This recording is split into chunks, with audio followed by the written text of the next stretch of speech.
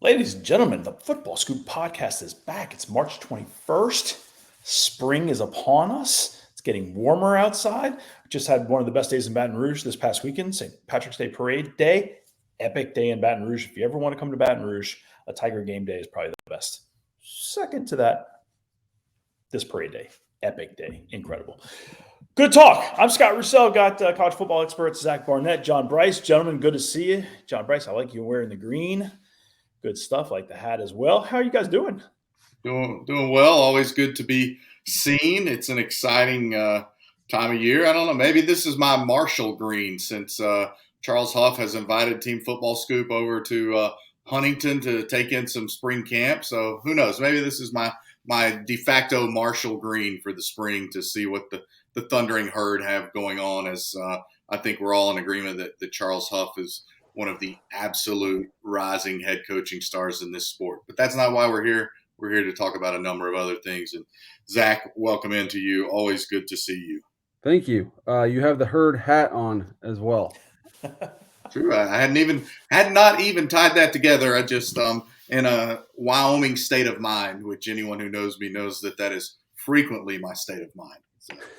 All right, so I don't know how you get on like the international calendar of today is the day of whatever, but today is AstroTurf Day. Pretty amazing. March 21st, AstroTurf Day. Who knew? And I just learned on the Twitter machine that there are AstroTurf branded shoes. Hey guys, can use a pair. Just letting y'all know, if you want to send a pair, I'm willing to wear them. If you send one, you might as well send two. No, there's four of us, bro. And I doubt we're sharing shoes. So I'm an 11 and a half. I'm an 11 and a half. Can do a 12 if you need to do a 12. AstroTurf, our order is incoming. Be prepared. It's happening. All right, so March 21st. Last night we had a little fun. So spring ball's starting everywhere, and there are press availabilities with coaches happening here and there. And a lot of people want to talk about good things happening within the program, new coaches, new coordinators, new players, things like that. Nick Saban, never one to come up to the mic without a plan, walks up last night and he had an unfortunate event happen with one of his players. And Nick took the opportunity. John Brice, I'm going to let you take it from there. Yeah, look, the thing is, you can call Nick any number of things, and I would call him an absolutely brilliant football coach and arguably a better communicator than football coach, which is why I buy into none of the whiling away that Nick Saban didn't say what he said deliberately on Monday night as Alabama opened spring camp with new coordinators on each side of the ball in a quarterback battle. He said, there's no such thing as wrong place, wrong time. We're all responsible for our actions. We're all responsible for the company we keep. We're all responsible for the decisions we make in regards to former consensus five-star prospect Tony Mitchell, who is signed and already on campus at Alabama. He was arrested last week in Florida with some marijuana in the car. Came out today, I think, that he was also pulled over for doing as much as 141 miles an hour after being pursued by the police. What initially triggered the police was the fact that the car he was driving was clocked doing 78 and a 55. But Nick Saban said, I don't believe in wrong place, wrong time, or there's no such thing as wrong place, wrong time, which is really interesting because it was literally 4 weeks ago to the day as his program was embroiled in turmoil that Alabama basketball coach Nate Oates made the comment about Brandon Miller being in the wrong place at the wrong time, saying, quote, we knew about that, meaning we knew Miller had been at the scene where there was a murder involving a former Alabama player and the death of a young 23-year-old mother there in Tuscaloosa. But his direct quote, can't control everything anybody does outside of practice. Nobody knew that was going to happen. College kids are out. Brandon hasn't been in any spot of trouble like this, just wrong spot, wrong time. So that's Nate Oates 4 weeks ago. Wrong spot, wrong time. Last night, it was Nick Saban saying Tony Mitchell is suspended indefinitely. That's another key point.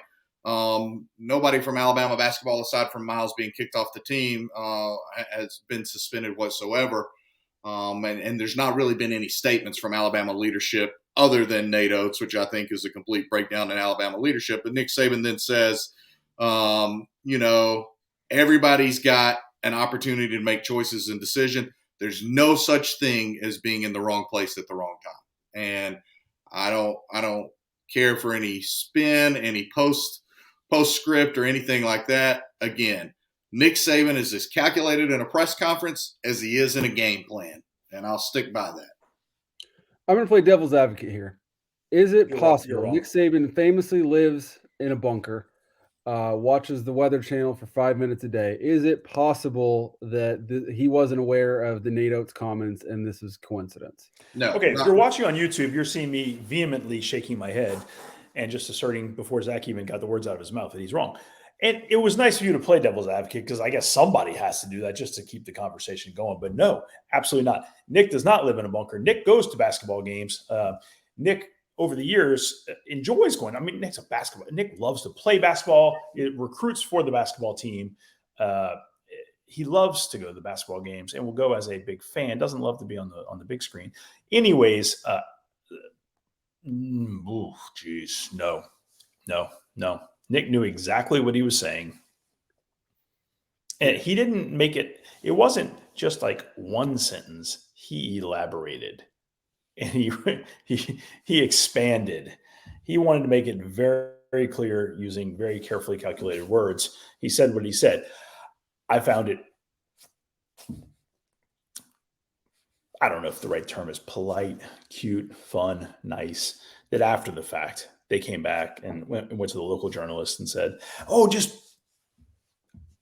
I guess some people are trying to conflate the two and say, oh, boy, what Coach Saban said is kind of chiding his superiors a little bit here. I don't know who his superiors are. Obviously, Greg Burns, the athletic director, but Nick's the man. Oh, boy, he's kind of making a run at Alabama officials. No, that wasn't what Coach Saban was doing. It was purely coincidental that he happened to choose the exact same words that the basketball coach used. So what do we think he was looking to get accomplished here? Because obviously, if he disagreed with Greg Burns' reaction to that incident, What reaction? Non-react. Yes, if he disagreed with how Greg Burns handled it, obviously he has the channels to communicate that privately, and he chose to do so publicly. Obviously, he's aware Alabama's in the Sweet 16. They're probably co-favorites with Houston to win the national championship. Alabama has basketball fever like it's never had before. So what was he looking to accomplish by letting us know that he's not happy with Alabama leadership? I think that's a very good question. I believe there are people on both sides. This is a person was murdered. Someone brought the gun. That's all out there. And it wasn't handled well at all. And I think Nick needs to be the adult and say, hey, we didn't handle this properly. And Nick's trying to exert his influence a little bit. What is he hoping to get out of it? I'm not sure. Maybe he's just trying to say the right thing, to do the right thing because he's a Christian at heart and he feels compelled to do the right thing in all cases. I don't know the answer other than that. Yeah, and to your point, Scott, I would also contend that in some ways he's probably doing it for Alabama and just he loves Alabama. He loves what that place has meant to him now for 15 plus years. He's probably very thoroughly disappointed at all of this. The only talk about Alabama for the last month, 2 months really, has been impossible to separate the terrible tragedy of that Saturday night, Sunday morning, where a 23-year-old Miss Harris was murdered, with the Alabama basketball program rising to unprecedented heights. And it continues to be a huge story. There's a new New York Times investigative piece that released last week as the NCAA March Madness tournament was tipping off that, again, painted Alabama in a less than flattering light. And I think that it's Nick Saban's kind of reminding people that not everyone has lost their moral compass, and that they're still moored in a lot of the right ways of trying to teach lessons. Before we turn the page, I pause, guys. I don't know. I'm entirely with Nick here and with what Nick intended to do and conveyed it. Anyway, before we turn the page and talk about some interesting coordinator hires, some actual spring football stuff, another coach, week ago, 2 weeks ago, had an opportunity to come after the fact and say, no, that wasn't our intent. And I'm talking about Iowa, Kirk Ferentz. So, Zach, I might ask you to set the scene for us here. So a bunch of former players had filed a lawsuit, right, against the athletics program, against the university, against individual coaches as well, alleging discriminatory matters, practices, and other things. And it came out, according to Ferentz, without his knowledge, that there was going to be a massive settlement. I think $4 million, half of that coming from the state of Iowa, half of it coming from the athletics program. And obviously, in the settlement, no one says, yes, we were at fault here, but here we're going to give you $4 million to go away. Zach, set the scene for me a little bit better than that, and give me an update on this, and then I'll give you some thoughts on Kirk Ferentz thereafter.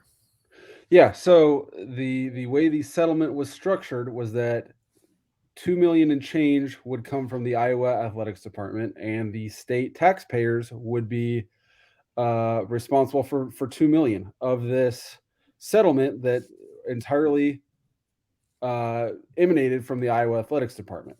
And so you had the state auditor, Rob Sand, came out and said, if taxpayers are going to foot this bill, then what the taxpayers deserve in return is for Iowa AD Gary Barta to be fired, because this is far from the first time something like this has happened.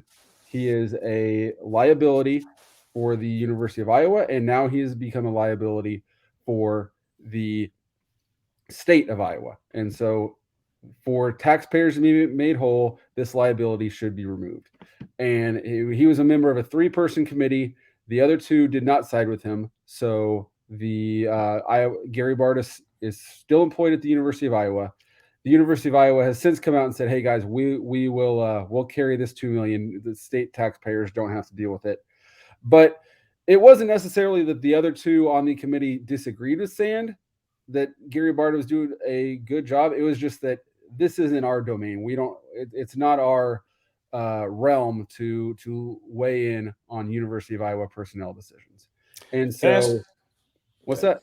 I was going to ask, why would the state of Iowa, why would the state of anywhere offer to pay $2 million to settle a discrimination matter related to the University of Iowa's athletics program? I'm going to raise my hand here and say I didn't even know that type of thing was legal. I've never heard of it. I can't imagine in Alabama, if Auburn has some sort of malfeasance within their athletics department, that the state of Alabama taxpayers would cover that. I've never heard of anything like that. Maybe that's just me. That's outside of my it was off the board of possibilities to me.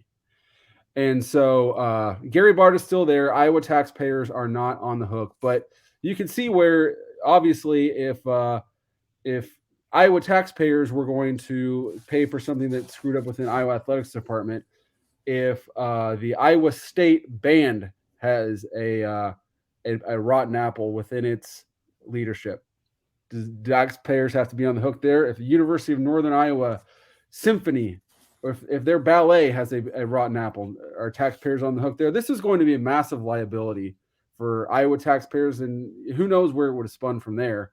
But the bottom line here that we're going to now talk about is that Gary Barta and Kirk Ferentz are still skipping through the meadow hand in hand. Well, I mean, I thought it was disingenuous that Kirk Ferentz comes out, the day the news breaks, and Kirk's like, "Oh, we never should have settled this. We did nothing wrong. We absolutely should not be paying this bill. This is ridiculous. I don't agree with this at all. Like, no, we did nothing wrong." So all Iowa football sports are like, "Yeah, he's right. I mean, we shouldn't have paid this." And then not the next day, but maybe 2 or 3 days later, the president of the University of Iowa comes out and says, "Yeah, we kind of heard from a lot of people. It's not real fair that that the state has to pay $2 million. We're going to pay this whole bill. So we are going to pay $4 million." from the athletics program. So now Barda, Ferentz, all of whom got their opportunity to say, boy, we didn't do anything wrong here. We're not paying this. Now it's like, well, yeah, we're paying $4 million, but they got their moment to say, we didn't do anything wrong. This is silly. But they still acquiesced to paying $4 million. Yeah, sorry about that. I didn't mean to cut you off. I would remind in 2016, the University of Tennessee faced a discrimination lawsuit. It was a Title IX discrimination lawsuit that was brought by, I don't know, a little more than half a dozen females on the University of Tennessee Knoxville campus alleging negligence within the athletics department. And I'm not entirely sure where those funds came from, but it was a federal lawsuit filed in Nashville, and it had to be settled on the University of Tennessee side. They entered into negotiations, agreed on about a $2.5 million settlement. And again, it stemmed from allegations made against multiple athletics programs, including the Tennessee Vols football program during that time frame. And so I would just say, why is the state involved? Well, in that case, 6+ years ago, the case had been filed at the federal level in Nashville. You had a flagship public land grant institution, much like Iowa is, and therefore you had state legislators in Tennessee that weighed in at the time. I'm not sitting here saying that the state legislators made the decision to settle for $2.5 million, and Tennessee made it a point to settle that money, to settle that lawsuit and provide that money. And make a number of other guaranteed changes in the campus environment while also reserving the right to not cop to any wrongdoing in the matter. And so, again, when you get to the federal level with these lawsuits, when you have public land grant institutions involved, state flagship universities like Iowa, like Tennessee, I think that's why you see it rise to the government level. In our world, the bottom line here is that Iowa athletics, Gary Bard has been there 16 years. Iowa athletics is not setting the world on fire by any means. They usually finish around 10th in the Directors' Cup standings for within the Big Ten. The most recent update released in January, they're 9th so far this year. So, I mean, they're not 14th, but they're not anywhere close to first. Iowa basketball was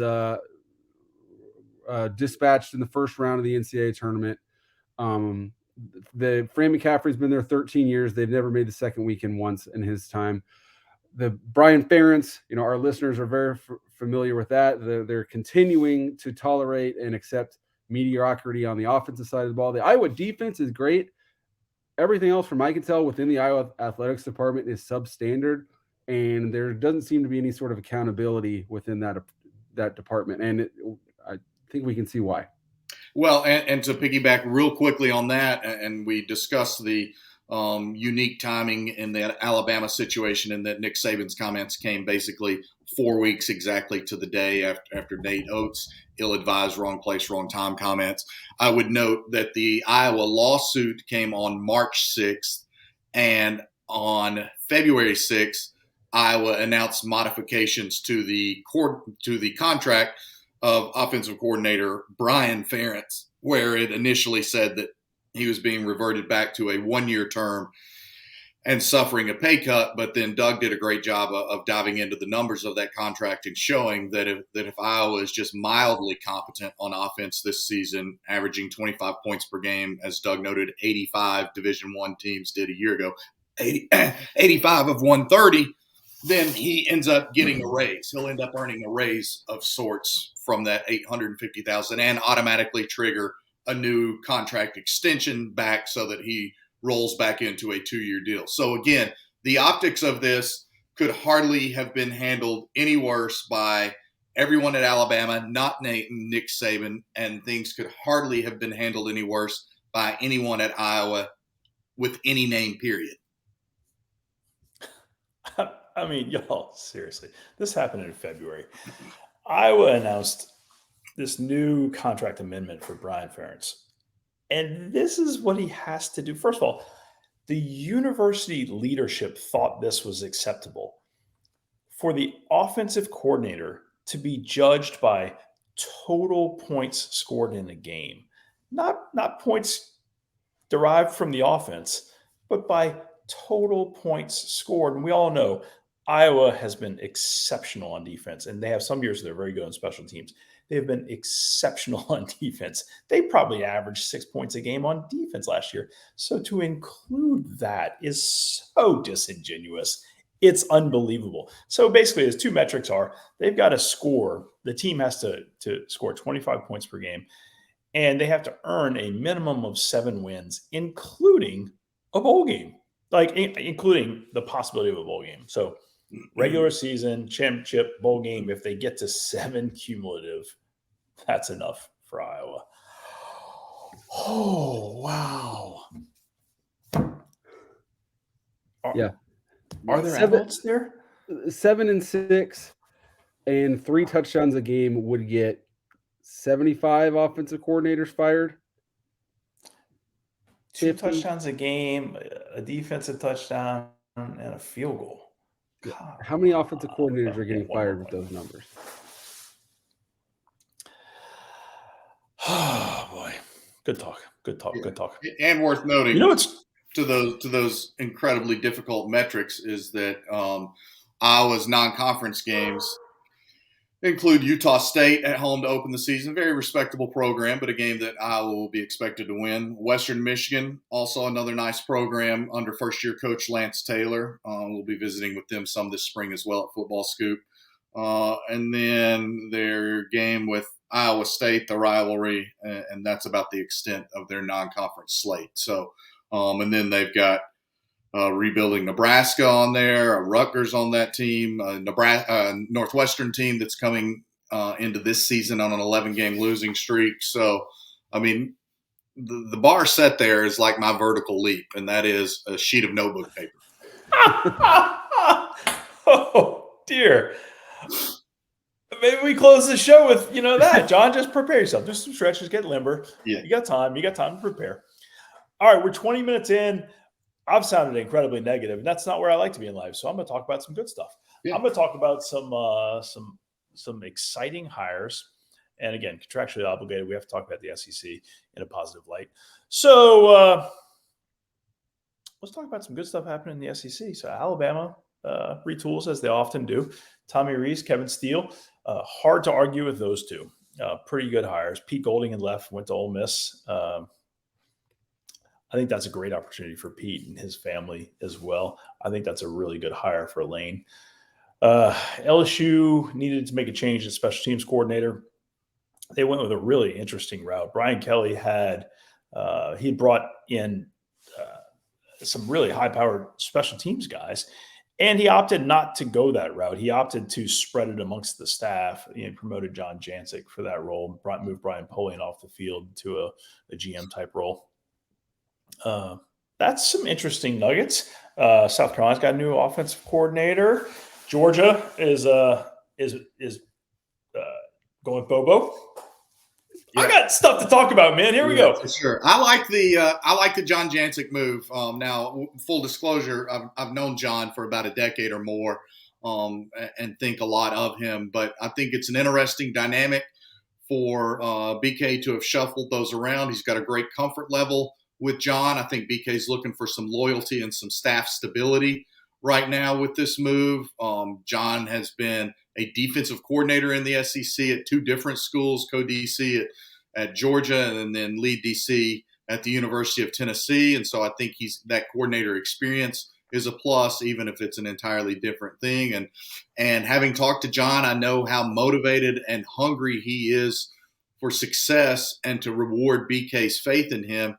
And so I think there's a lot to be said in that. Now, I will also note that one of the other finalists for that job was Marty Biaggi. And so he not getting the LSU job, in my opinion, is Notre Dame's gain because the Fighting Irish have tabbed Biaggi to be their new special teams coordinator.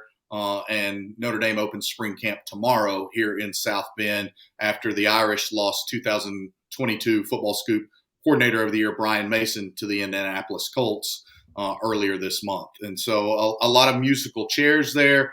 I completely understand why BK did what he did. I like the move. I also think that it's a great win for Notre Dame to go get Marty Biaggi, who has deep ties to the school, deep family ties as well. And then I like what Lane Kiffin did in going and getting Jake Schoonover from Arkansas State. Can I share an LSU nugget that caught my eye this morning? Mm-hmm. I saw Brian Kelly said that at their second spring practice of 2022, they had one guy that was clocked at running 20 miles an hour or above. The same practice this spring, they had 9. That's quite a leap. LSU is so interesting because I think most people thought they kind of overachieved last year. They were ahead of schedule, winning the West year one under BK. And so there's a lot of regression to the mean talk that I see around LSU. But then I also see that they're kind of SEC West favorites a little bit by default, a little bit, hard earned.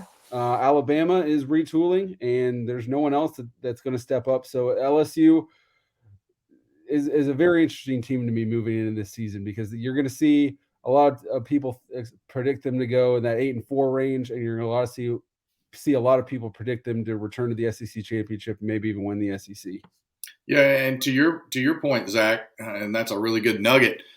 So you note that about the overall increased team speed and what they were able to do. I think that builds upon what they were able to do a year ago when they surprised so many in being the representative of the SEC West in the SEC championship game. And they had one of the most dramatic roster overhauls in all of college football last year en route to overachieving like that. I believe something along the lines of 33 newcomers played last year for LSU or dressed regularly for LSU on game days, even in SEC play where you could only dress 70 guys.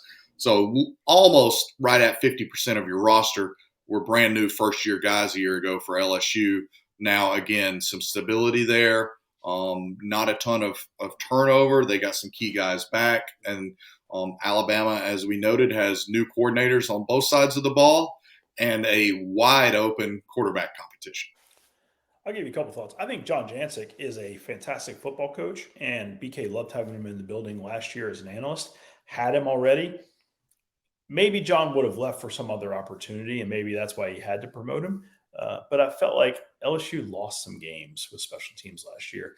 And I think BK will be more focused himself on special teams, and maybe that's a good answer. I thought there were a couple of guys, you mentioned Biaggi. There were a couple other guys who really were special teams specialists. And that could have been a game changer. But I understand. And he brought in Bob Diaco, and he's got Jancic, and they're focusing on that linebacker crew with House being able to do more coordinator stuff. I get it. We'll see. I would have liked to have seen a real special teams guru brought in, and we'll see. We'll see what happens. Anyway, let me get opinions real fast on Bobby Petrino at A&M. I think Bobby Petrino is an unbelievable play caller. Might not be the greatest human. Pretty awesome play caller. So I think this is a net plus for Texas A&M. Texas A&M's in a weird place. I think this is something Texas A&M had to do. I think it's a good move for the football program. Yeah, I would. And Zach's got a great pulse being in the Lone Star State. But this is a little bit of Jimbo's last stand, in my opinion, in College Station. This is where he's got to plant his flag and say, I'm a top 5 highest paid coach in America. I've been the number 1 paid coach in America. Here's the reason why, Texas A&M. And we've had these great recruiting classes, and we've had all this talent, and we've had all this underachievement. They've had offenses, especially last year, that probably could have still be scoreless with Iowa right now in infinite overtime. Even with the new overtime rules, they might still be scoreless. So this is a huge moment for Texas A&M football and for Jimbo Fisher as he pivots forward into the extended run of his tenure atop the Aggies program. And yeah, to your real quick point on LSU last year, you could argue they lost the Florida State and Tennessee games directly by special teams. Yep. And so, yeah, it's a significant component for the Tigers. Yeah, Jimbo was asked about it yesterday with his pre-spring press conference, and his response is basically like, yeah, I'll call some, Bobby will call some, we'll figure it out. if I'm an A&M fan, that has my heart stopping a little bit. Like, wouldn't that be the absolute first thing you have ironed out before Bobby even sets foot in the Bright complex? Like, you are going to call the plays. That's why I'm hiring you. I mean, I don't want to overreact, but I also don't want to underreact. Like the Jimbo obviously has a high opinion of Jimbo's ability to call plays. That's established. But what did we do? What did we learn last season? If not that Jimbo needs to let someone else call the plays. Like we can't have we can't have these guys tugging on the play sheet on the sidelines at Kyle Field. But I can't rule out that possibility as of yet. And let's not act like this was a cookie-cutter offensive coordinator search either. This was a twisting and turning offensive coordinator search. Not as long and protracted as Mario Cristobal's and Miami's quest to replace Josh Gaddis, but a very long and protracted coordinator search that saw Bobby Petrino, in fact, leave his head coaching job to go take the offensive coordinator position at UNLV and then leave that a couple of weeks later to go to Texas A&M. Look, Bobby Petrino wouldn't have rewarded Barry Odom's faith in him by accepting that job if he knew he was getting A&M 2 weeks later. So my point in that is letting you know how circuitous the route was that A&M is opening spring camp now with Jimbo Fisher as head coach and former Arkansas head coach Bobby Petrino as offensive coordinator, among Petrino's other jobs. My read on that was Bobby's going to call all the offense. It's going to be entirely Bobby's offense. Jimbo, I feel like, was just saying that for other SEC programs to have some, wait, what? But I think this is entirely Bobby's offense. I think Jimbo's crazy if it's not Bobby's offense. Just my opinion. Good talk. Yeah. How about, go ahead. We've danced all around Alabama at the beginning, and we've referenced their two new coordinators and the quarterback battle. I would say I think Tommy Rees is a good coordinator to have at Alabama right now in the midst of a quarterback battle and breaking that in, not only because he played the position at Notre Dame and then has been a quarterback's coach for 6 years at Notre Dame before going to Alabama, but also because the system that Tommy wants to run, he's never going to ask his quarterback to be the Superman of that offense. He's going to tailor a complementary approach that enhances the assets around him. And Alabama certainly has some great skill around whoever ends up winning that quarterback battle. And I think that's why Tommy Rees, maybe not the first choice at Alabama, but I think that's why he's a good fit at Alabama, especially with the environment there right now. You brought up Josh Gaddis. Out at Miami, winds up catching on at Maryland. I think that's an upgrade for both programs. I think Shannon Dawson coming to Miami has the potential to be fantastic. I think Shannon is an outstanding coordinator and really fits what Mario wants to do, in my opinion. I think they're going to be much, much improved. I don't know talent level year one, but year two, I think they're in a good place. I think Gat he just didn't find his groove there. Step out, go back with Locks, who he was with at Alabama, and they hit, right? They really did exceptionally well. That was Tua, right? Yeah. Yeah. And, they set all the records, and Locks gets the Maryland job. And then Gaddis was going to go with him, and then Michigan came calling. Fascinating deal. Gat really struggled at Michigan for a while before they figured it out. I think they work well together at Maryland, and I think they're going to be okay there. And you got Tua's brother back as well. Yeah, right. So, no, I mean, Loxley, what he's done there, and I agree. I think that's a really nice pickup for Loxley, and I think that Miami, for whatever reason, it hadn't worked, and they had to hit the reset button. And then they made significant changes on both sides of the line of scrimmage, and Jason Taylor, I think, is going to not just be in charge of defensive ends. He'll be in charge of that entire defensive line at Miami. I'm interested to see what he can do. We wrote about him at FootballScoop maybe in the fall of 21. He's got tremendous future defensive coordinator upside, in my opinion. Gentlemen, here's what I'd like to do. I'd like to call us off. I'd like Johnny, you step back and get ready for your high jump, whatever you're going to do. I'm very excited to see this vertical. And I want to come back maybe tomorrow, maybe the next day. I want to talk about offense coordinators, defense coordinators throughout FBS. Does that work? Yeah, let's do it. Yeah, let's do that. John, we got plenty of time. For sure. I'll get loose. I'll be stupid loose by Thursday or whenever. Oh, we're going to do this Thursday. Okay. All right. I can clear a sheet of paper right now. I'm certain of that. So. Short ways or long ways? Yeah.